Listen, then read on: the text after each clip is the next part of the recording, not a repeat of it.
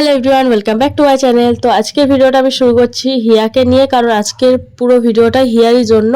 তো আজকে ছিল হিয়ার মামা ভাত, আর তার জন্য এখানে দেখো আমরা সবাই মিলে বসে বসে বেলুন ফোলাতে, ঘর সাজাতে, আর হিয়াকেও সাথে নিয়ে নিয়েছি। ওর জন্য সাজানো হচ্ছে আর ও দেখবে না, ও কিছু বুঝতে পারছে না। তো এখানে সমস্ত বেলুন ফোলানো হয়ে গেছে। তারপর চলে গেছিলাম ছাদে। এখানে দেখো হিয়াকে স্নান করানোর জন্য সুন্দর করে সাজানো হয়েছে। আর ওখানে স্নান করবে কি তার আগে গামলার মধ্যে টয়লেট করে দিয়েছে।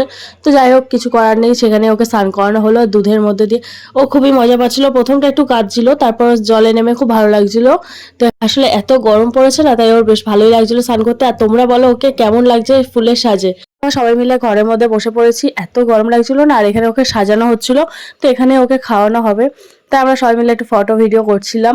আর এখানে দেখো ঘরটা খুব সুন্দর, সিম্পলের মধ্যে খুব সুন্দরভাবে সাজিয়েছি আমরা। কেমন লাগছে কমেন্টে জানিও।